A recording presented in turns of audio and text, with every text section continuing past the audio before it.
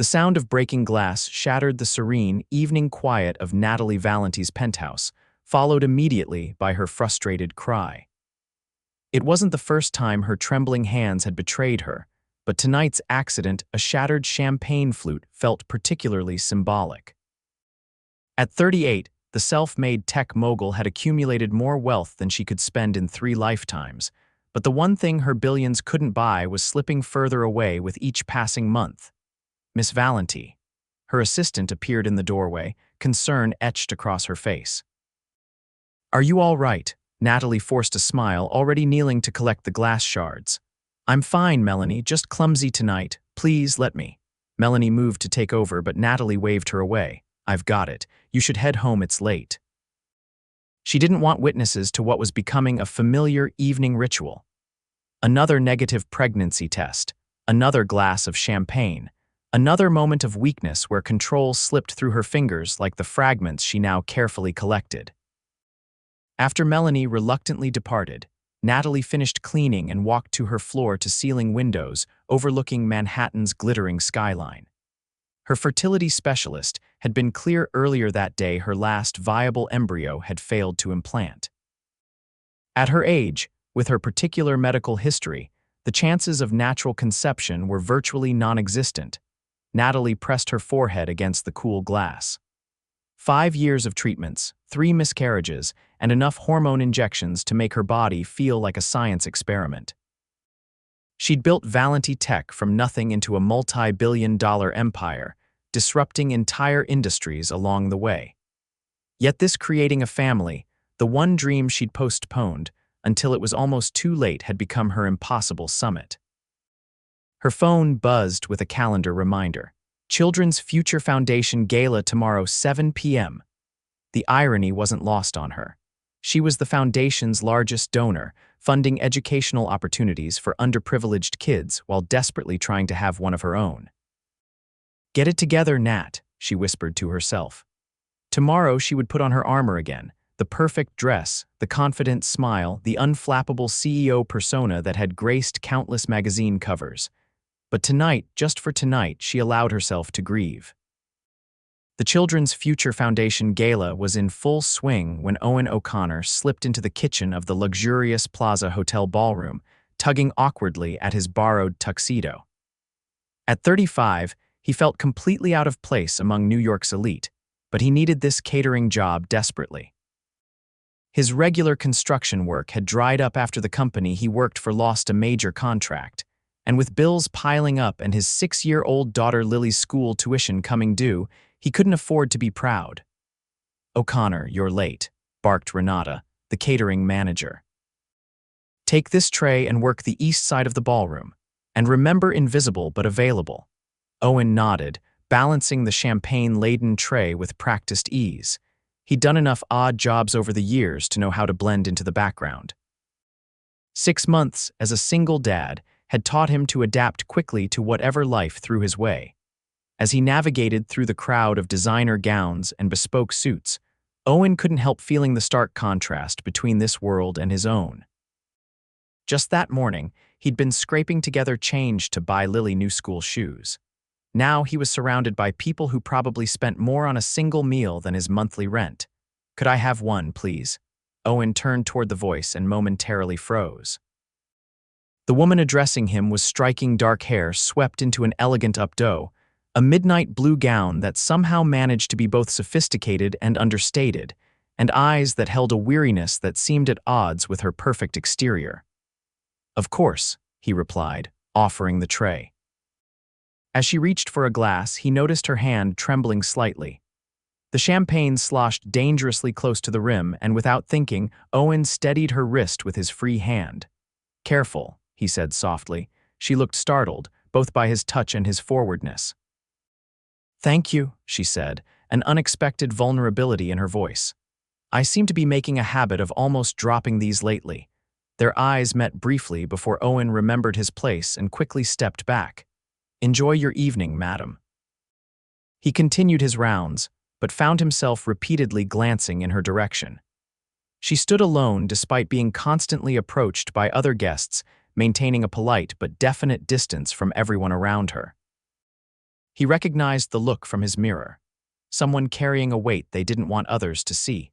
Later, as the evening was winding down, Owen was clearing glasses in a quiet corner when he overheard an increasingly tense conversation. "Natalie, you can't keep avoiding this discussion," a man in an expensive suit was saying. "The board needs an answer about the succession plan. If you're not going to have heirs, my personal life is not a corporate governance issue, Richard." The woman Natalie spoke with controlled fury.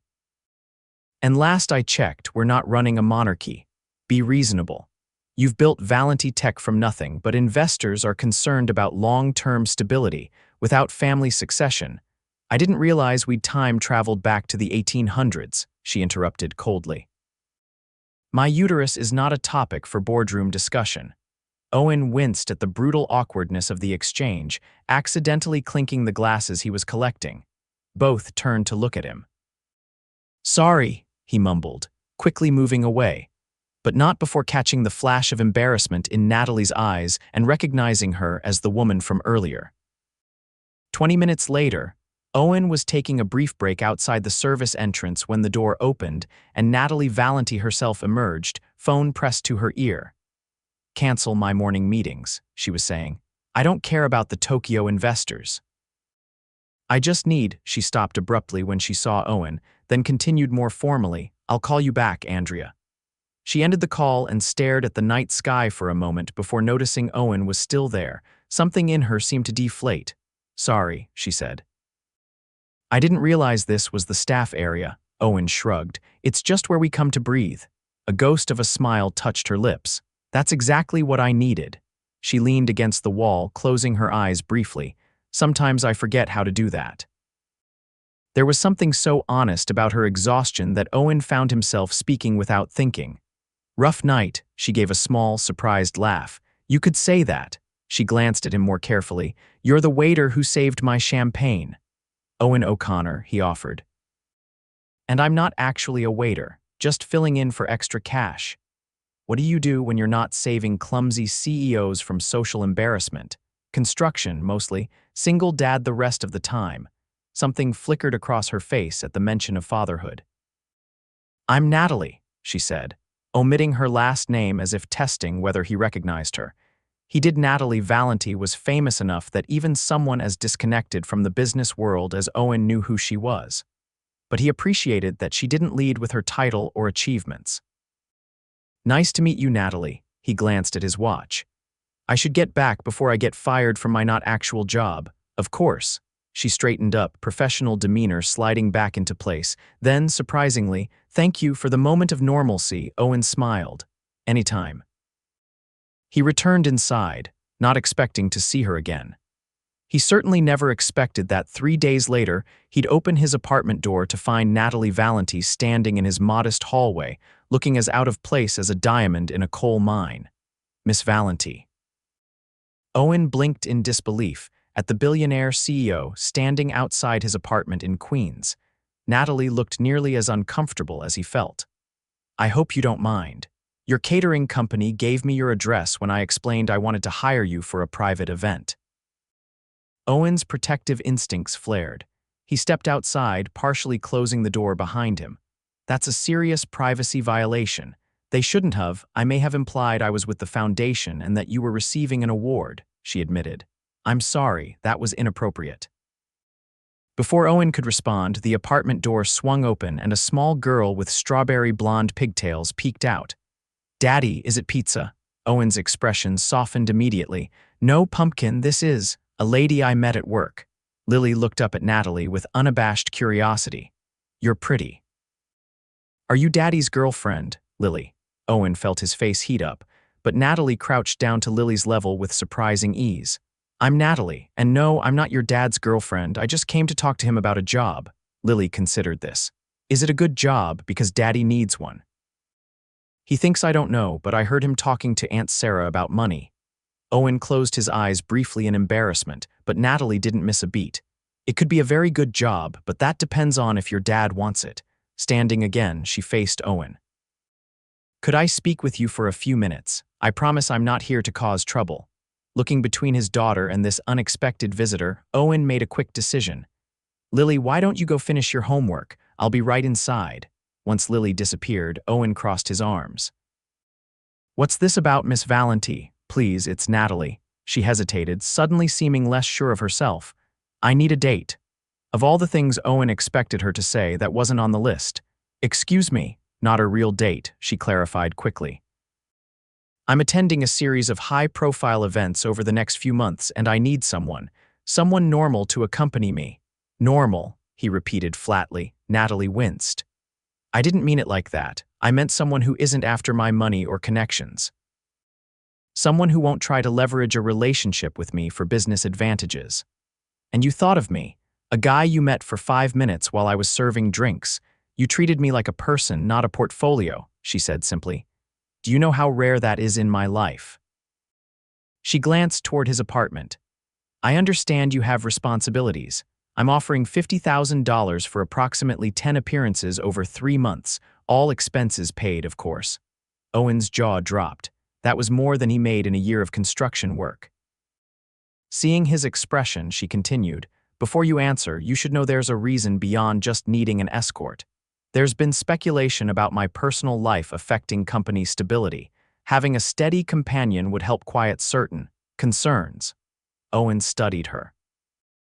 Behind the confident proposition, he sensed desperation. Why me, really? Natalie looked away. You mentioned being a single father. You clearly understand commitment and responsibility, and you don't seem impressed by wealth. She met his eyes. Plus, you look good in a tuxedo. That unexpected compliment, delivered with the faintest hint of a smile, caught him off guard. I need to think about it and discuss it with my daughter. Of course. She handed him a business card. My personal number is on the back. Take all the time you need. As she turned to leave, Owen found himself asking, was any of that conversation I overheard true, about succession plans and, well, the other part? Natalie stiffened slightly. Unfortunately, yes, my inability to have children has become a corporate governance issue, apparently. The raw hurt in her voice made Owen regret his question. I'm sorry, that's incredibly invasive. She nodded once, her mask of professional detachment slipping back into place. Call me when you decide. Owen watched her walk away, her designer heels clicking on the worn hallway floor, already knowing what his answer would be. Lily's school tuition was due, his rent was behind, and winter was coming, traditionally the slowest season for construction. But more than that, something about Natalie Valenti's carefully controlled vulnerability had reached past his usual wariness. That evening, after Lily was asleep, Owen called the number. I'll do it, he said when Natalie answered, but I have conditions. The first gala they attended together was an intimate affair at the Metropolitan Museum of Art, just 300 of New York's wealthiest and most influential people. Owen wore a new tuxedo that Natalie had arranged for him, feeling like an imposter despite the perfect fit. Stop tugging at your collar, Natalie murmured as they ascended the museum steps. You look handsome. I feel like everyone can tell I don't belong here, he admitted. She took his arm, her touch light but steadying. You belong exactly where you decide to belong, Owen. That's something I had to learn the hard way, she smiled. Besides, half these people were born into their privilege. You've earned your place through honest work and raising an amazing daughter. If anything, they don't deserve to be in your company. Her words, spoken with genuine conviction, eased something in him. As they entered the grand hall, he noticed how people reacted to Natalie with respect, certainly, but also caution, as if approaching a beautiful but dangerous creature. Natalie, and who is this? A silver-haired man approached, eyes evaluating Owen like a new acquisition. James, this is Owen O'Connor. Owen James Harrington, chairman of Harrington Financial. Owen shook the man's hand firmly. Nice to meet you, sir. O'Connor, not familiar with that name in our circles. What's your business? Before Owen could respond, Natalie smoothly intercepted. Owen works with his hands, James. He builds things that actually exist in the physical world, rather than moving theoretical money between theoretical accounts. James looked briefly stunned, then let out a booming laugh. Still razor sharp, Natalie. I've missed your candor at the club, he turned to Owen. Watch yourself with this one. She suffers no fools. As they moved through the crowd, Owen leaned close to Natalie. Was that your way of telling him I'm a construction worker? That was my way of telling him you create real value, she corrected. Besides, we agreed to honesty, remember, just not detailed explanations. That had been Owen's first condition, no elaborate backstory or lies about who he was. He wouldn't pretend to be wealthy or connected. Natalie had readily agreed, suggesting they simply omit details rather than fabricate them. As the evening progressed, Owen was surprised to find himself enjoying the event. Natalie was fascinating to watch in her element, commanding attention without seeking it, handling complex business discussions with ease while somehow keeping their conversations inclusive. Later, as a string quartet played, she unexpectedly pulled him toward the small dance floor. "I don't really dance," he protested. "Neither do I, not well anyway." She positioned his hand at her waist. "But everyone's watching, so we should make it convincing." As they swayed to the music, Owen became acutely aware of her perfume, subtle and elegant, and the warmth of her body near his. For her part, Natalie seemed to relax for the first time that evening. "Thank you for doing this," she said softly. "You've been wonderful." "It's not exactly a hardship," he admitted, "though I do feel bad about leaving Lily with my sister so often." Natalie's expression grew thoughtful. "Bring her next time, to an event like this." "Not exactly. I was invited to the Central Park Conservancy Family Day next weekend. It's still a networking event but designed for children. Donors bring their families." Owen studied her face. "You want to meet my daughter, officially?" "If that's all right." Something vulnerable flickered in her eyes. "I liked her. She seemed real." The simple admission touched him. "She liked you too. She's been asking about the pretty lady since you visited." Natalie smiled, a genuine expression that transformed her face. Then it settled. Family Day it is. As they continued dancing, Owen found himself increasingly drawn to the complex woman in his arms, someone who commanded boardrooms and billion-dollar deals, but seemed starved for authentic human connection. When he walked her to her car at the end of the evening, there was a moment brief but electric where they both hesitated, the line between professional arrangement and something more suddenly blurring. "I had a nice time," Natalie said, her usual confidence wavering slightly. "Me too." Owen surprised himself by meaning it completely. She looked as though she might say something more, then simply squeezed his hand before sliding into her town car. As it pulled away, Owen realized with a start that he was already looking forward to seeing her again, a complication neither of them had bargained for. The Central Park Conservancy Family Day was nothing like the formal galas Owen had been attending with Natalie. Children ran through the great lawn while parents in casual but expensive attire chatted nearby. Enormous tents housed activities for the kids and gourmet refreshments for the adults. Lily bounced excitedly beside Owen, wearing her favorite blue dress with polka dots. "Is Natalie really going to be here, Daddy?" "She is, pumpkin. But remember what we talked about, she's a very important lady with a big job, so she might need to talk to other grown-ups too." "I know," Lily said solemnly, "but she wanted to meet me special, right?" "Right." Owen still wasn't entirely sure why Natalie had suggested this, but he couldn't deny the genuine interest she'd shown in his daughter. They spotted Natalie near the entrance, and Owen was struck by how different she looked. Gone was the power suit or evening gown, replaced by stylish jeans and a simple blouse. Her hair fell in natural waves around her shoulders, and she wore minimal makeup. She looked younger, softer. "Natalie," Lily called, breaking free from Owen's hand and running toward her. Owen tensed, uncertain how Natalie would react to such an enthusiastic greeting in public, but her face lit up at the sight of Lily. "Hello, Lily." She knelt down, putting herself at the child's level. "I love your dress. Blue is my favorite color too." "Really?" Lily beamed. "Daddy says blue is for smart people." "Is that so?" Natalie glanced up at Owen with amusement as he approached. "Your dad might be onto something there."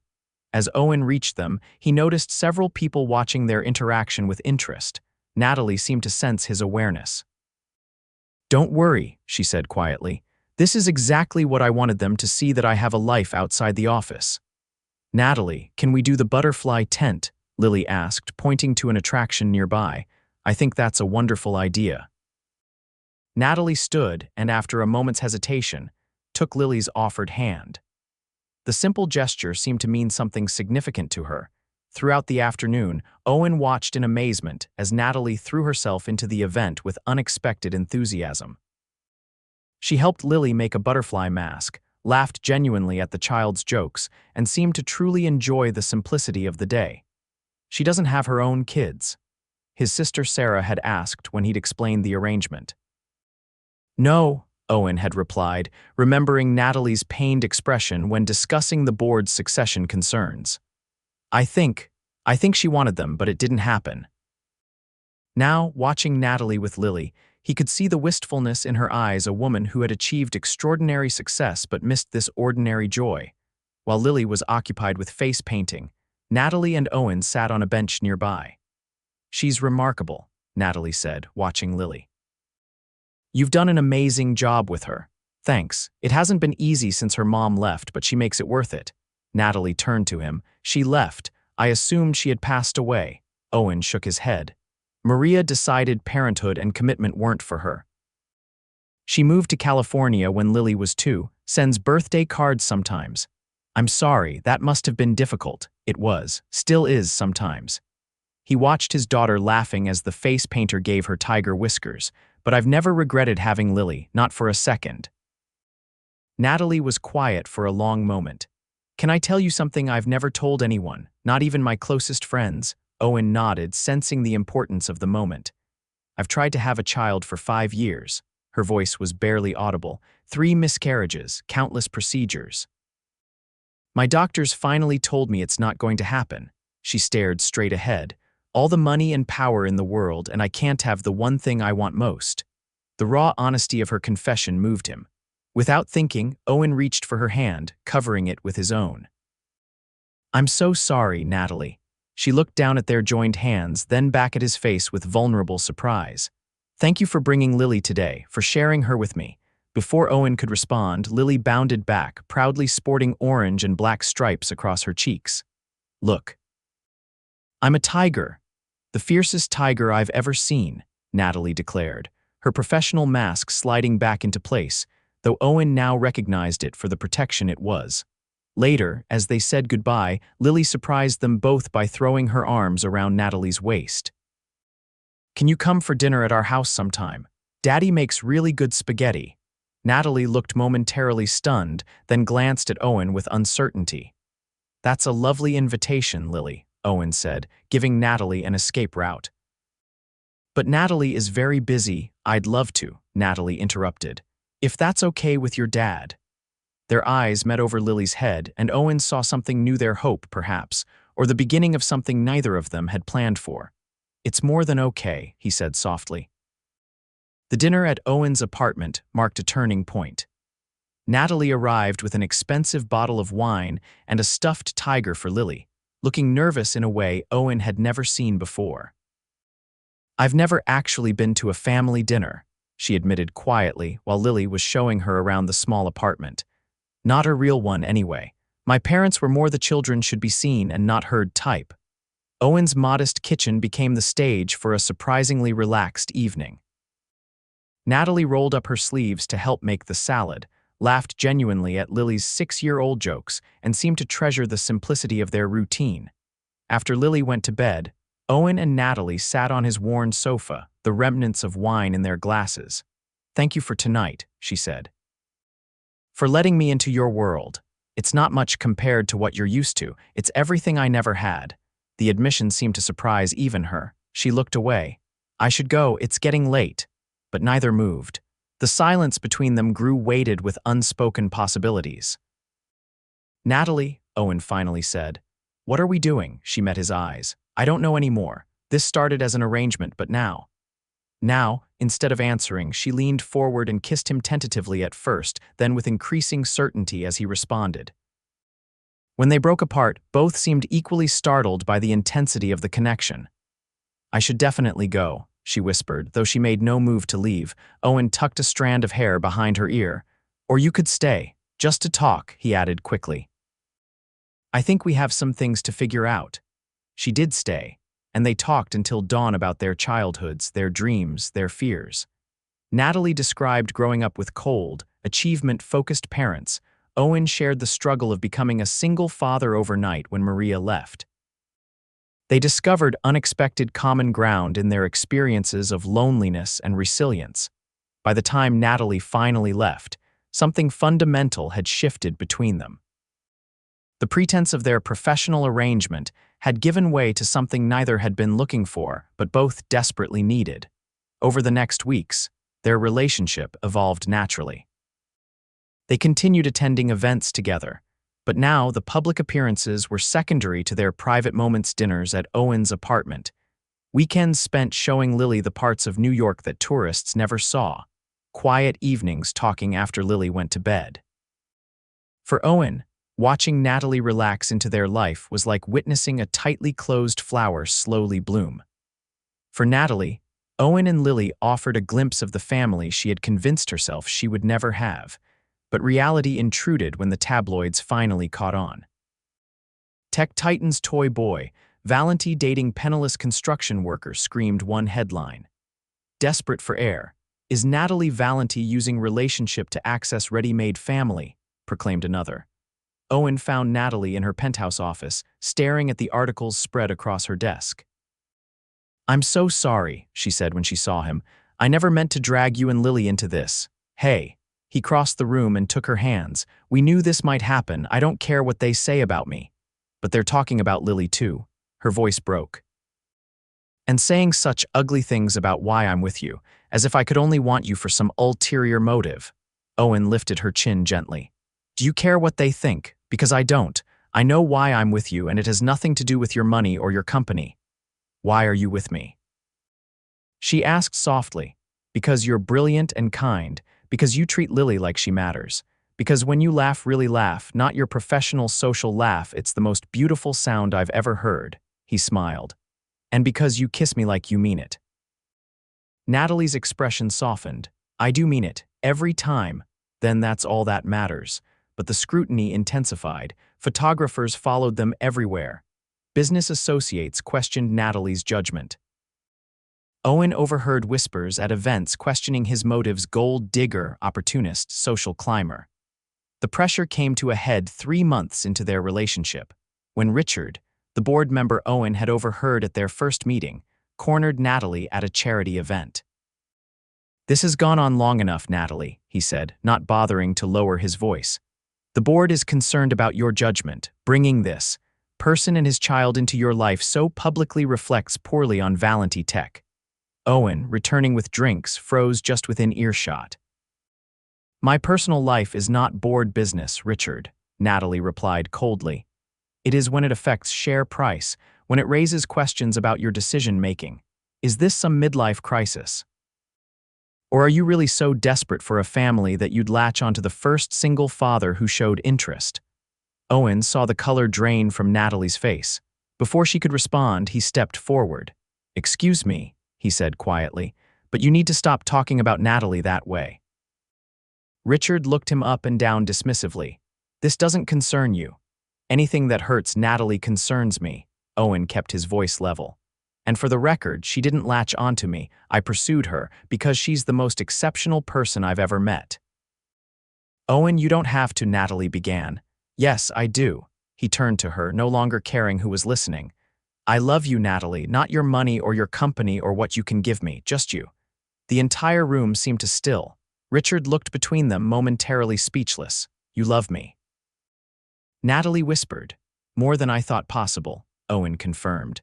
"And if that costs you board support or shareholder confidence or whatever else this guy is worried about, then they never deserved you anyway." Natalie stared at him for a long moment, then turned to Richard with new resolve. "I think we're done here, Richard. And at the next board meeting, we'll discuss your future with the company, not mine." Taking Owen's arm, she led him away from the stunned board member and through the watching crowd. Outside in the cool evening air, she finally turned to face him. "Did you mean it?" she asked. "What you said in there? Every word." Owen took her hands. "I love you, Natalie. I wasn't planning to tell you like that," but she cut him off with a kiss that left no doubt about her feelings. When they finally broke apart, she was smiling through tears. "I love you too, and it terrifies me because I've never needed anyone before, never wanted to need anyone. Being strong doesn't mean being alone," Owen said gently. "Sometimes the strongest thing you can do is let someone else in." That night marked another turning point. Natalie stopped caring about appearances or expectations. She invited Owen and Lily to move into her penthouse, not as a business arrangement, but as the family she had always wanted. 2 months later, they were having breakfast when Natalie suddenly rushed to the bathroom. Owen found her kneeling on the floor, looking pale and shocked. "Nat, what's wrong?" She looked up at him, her expression a mix of disbelief and fragile hope. "I'm late, very late." Owen knelt beside her. "You think you might be? I don't know. I mean, the doctors always said it was practically impossible, but they bought a test 5, actually, and waited together through the longest 3 minutes of their lives. When the results appeared, Natalie began to cry. "Positive," she whispered. "All of them." The pregnancy was considered high risk from the start. Natalie's previous miscarriages and medical history meant they proceeded with cautious optimism, holding their breath through each appointment. But unlike before, she wasn't facing it alone. Owen was there for every doctor's visit, every midnight worry, every small victory. When they passed the 12-week mark, further than Natalie had ever gotten before they finally told Lily she would be a big sister. "I knew it," Lily declared with 6-year-old confidence. "I asked Santa for a baby brother or sister." "Sweetheart, that's not exactly how it works," Owen began. "It worked, didn't it?" Lily countered with impeccable logic, making both adults laugh. As Natalie's pregnancy progressed against all odds, other aspects of her life transformed too. She restructured Valenti Tech's leadership, stepped back from day-to-day operations, and fired Richard along with several other board members who had questioned her personal choices. "I built this company to create technology that improves lives," she told the business press. "Somewhere along the way, I forgot to improve my own." 6 months into the pregnancy, Owen proposed on a quiet evening at home with Lily's enthusiastic assistance. "I thought we'd already decided on forever," Natalie said, even as tears of joy streamed down her face. "We have," Owen agreed, slipping the ring modest by her standards but representing every spare dollar he had onto her finger. "But I wanted to make it official, the right way." They married 2 weeks later in a small ceremony in Central Park, with Lily as flower girl and Natalie visibly pregnant in a flowing white dress. No press, no business associates, just the family they had created and the few genuine friends who had stood by them. When their daughter was born 3 months later, healthy, perfect, and utterly miraculous, Natalie named her Hope. "Because that's what you gave me," she told Owen as they gazed at their newborn. "Hope for a future I thought was impossible." Lily took to big sisterhood with serious responsibility, proudly helping with bottle feedings and singing made-up lullabies. The 4 of them settled into a rhythm that balanced Natalie's redefined career, Owen's construction company, which he had started with Natalie's encouragement, and a small business loan, not her money, as he'd insisted, and their life as a family. On Hope's first birthday, as they celebrated in the penthouse that now felt truly like home, Owen found Natalie standing by the windows, watching their daughters play. "Penny for your thoughts," he said, slipping his arms around her waist. "I was just thinking about that night we met," she replied, leaning back against him. "When I was trying not to cry over a broken champagne glass and another failed treatment. And now look at us." She turned in his arms. "I had everything money could buy and nothing that really mattered." Then a handsome waiter steadied my hand and my whole world changed. "Technically, I wasn't a waiter," Owen reminded her with a smile, "just filling in for extra cash. The best temporary job in history." Natalie glanced at their daughters, Lily helping Hope toddle toward them. "You know what the irony is? The board was so concerned about succession planning, and now Valenti Tech has 2 potential future CEOs. Or a future architect and doctor," Owen countered. "Or whatever they want to be." Natalie kissed him softly. "Whatever they want. That's the real fortune, isn't it? Having those possibilities ahead of us. Having this family." As their daughters reached them, creating a perfect family embrace, Owen couldn't help but marvel at how life's greatest turning points often came disguised as accidents or desperate measures. A broken champagne glass, a temporary catering job, a business arrangement between unlikely allies. "I love you," he whispered to Natalie, All of this, our improbable, perfect life. She smiled the real smile that had first captured his heart, the one without calculation or performance, just pure joy. Not improbable, she corrected. Just determined to find us despite the odds. And as Hope babbled her first attempts at Mama and Dada, and Lily chattered excitedly about the birthday cake, Owen and Natalie exchanged a look of profound understanding. They had each been searching for something different: security, family, connection, but had found it all in each other. The millionaire and the struggling single dad had created the one fortune that really mattered. A love that defied expectation and overcame every obstacle to build something beautiful and unexpected, something that had been waiting for them all along.